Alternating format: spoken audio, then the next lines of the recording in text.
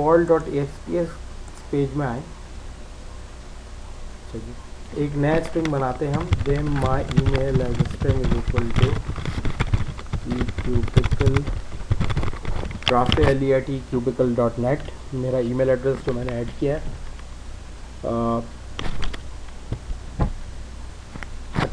अब my email जब आप लिखेंगे तो उसके आगे देखें ये एक्सटेंशन मेथड अवेलेबल है। ये माई ईमेल एक स्ट्रिंग वेरिएबल है और स्ट्रिंग वेरिएबल के डॉट के आगे जब आपने चेक किया चेक ईमेल एड्रेस तो ये मौजूद है।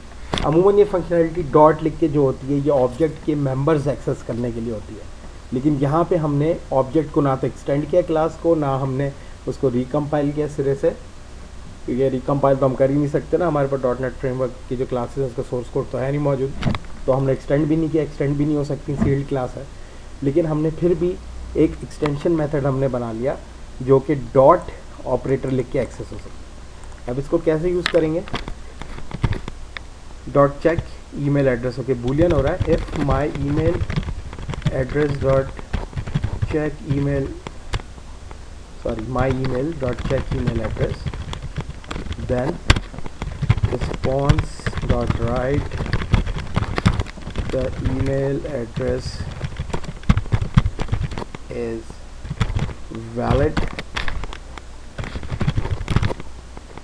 else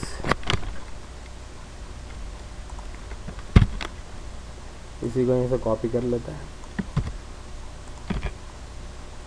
is invalid। सही है जी। तो देखें यहाँ पे हमने अपना हेल्पर फंक्शन जो बनाया एक्सटेंशन मेथड यहाँ कॉल किया और अब हम ये शो कर रहे हैं। आइए तो अब हम इसको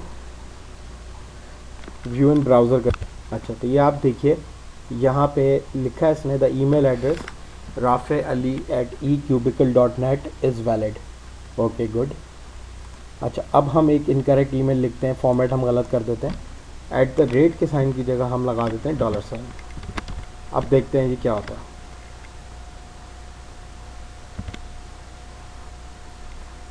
The email address is invalid। अच्छा अब ये जो वैलिड इनवैलिड की जो चेकिंग है इसका दारोमदार आपके इस रेगुलर एक्सप्रेशन पे है। ये जितना स्ट्रॉन्ग होगा, जितना सही तरह बना होगा, उतना ये सही चेकिंग करेगा यहाँ पे। सही है। तो अब मसला ये, अब बात ये है कि क्योंकि ये रेगुलर एक्सप्रेशन हमने डायरेक्ट माइक्रोसॉफ्ट की कंट्रोल में से उठाया है तो हम अज्यूम कर रहे हैं कि ये सही बना होगा, ये हर तरह की ईमेल एड्रेस की जो वेरिएशन है वो चेक कर सकता है कि वैलिड है कि नहीं है। तो ये मैंने कहा थोड़ा सा क्लैरिफाई कर दूं यहाँ पे आपको कि अगर फ़र्ज़ करें कोई ईमेल एड्रेस यहाँ पे वो मैच ना हो रहा और फिर भी सिस्टम मैच कर ले तो वो फिर इस प्रोग्राम की गलती नहीं होगी जो हम बना रहे हैं, ये फिर इस रेगुलर एक्सप्रेशन की होगी। लेकिन हम ट्रस्ट करते हैं माइक्रोसॉफ्ट को, इतनी बड़ी कंपनी है, इतना बड़ा फ्रेमवर्क बनाया, तो इन्होंने जो कंट्रोल के अंदर रेगुलर एक्सप्रेशन दिया होगा वो सही दिया होगा। तो इस ट्रस्ट की बेसिस पे हमने इसको यूज़ किया और हमने देखा कि एक वेरिएशन जो हमने @ को $साइन लगाया, हाँ इसने पकड़ लिया और कहा कि the email address is invalid. अच्छा तो खैर ये रेगुलर एक्सप्रेशन पे तो हम डिस्कशन कर नहीं रहे, एक्सटेंशन मेथड पे देख रहे हैं। तो अब आप देखिए हमने यहाँ पे क्या अचीव किया।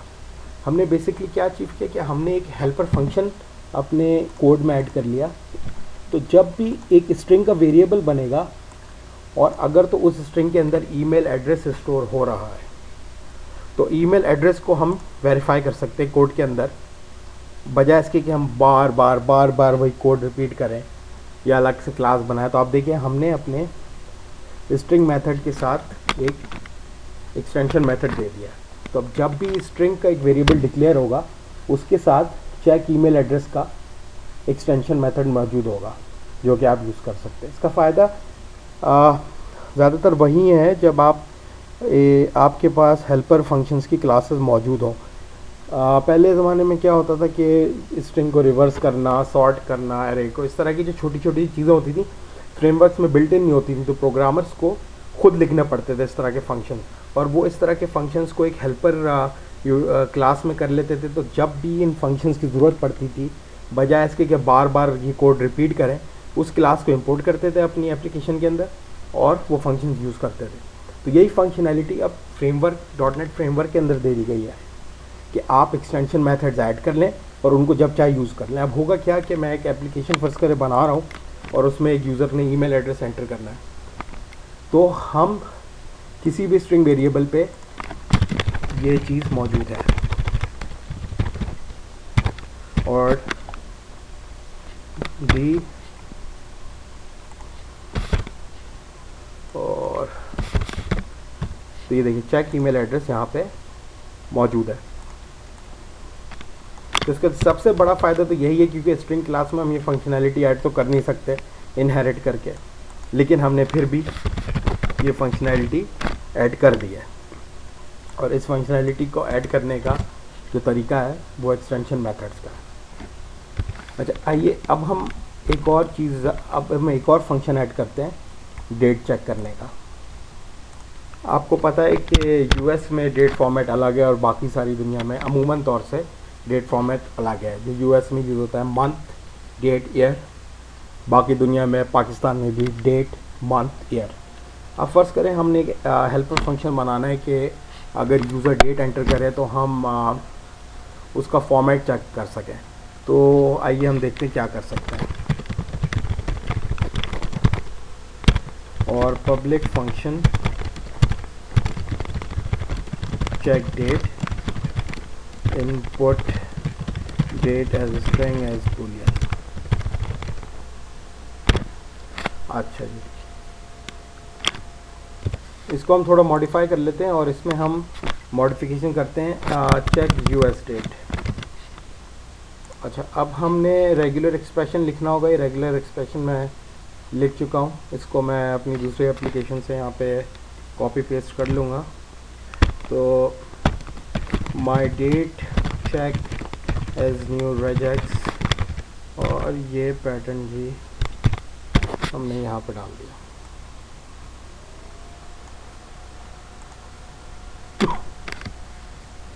अच्छा जी, ये अब हम लिया है। अब हम यहाँ पे चेक करते हैं, अगेन वही सिंटैक्स होगा जो ऊपर है कि if date regex is match input date, then response dot write return true, else return false। चलिए सही है जी। तो यहाँ पे ये यूएस डेट चेक करने का फंक्शन हमने बना लिया है। अब आइए देखें कोड में इसको कैसे यूज़ करना है। फर्स्ट करें हम यहाँ पे एक वेरिएबल देते हैं। ओके, यहाँ पे हम करते हैं dim my date as string is equal to date time dot now dot to string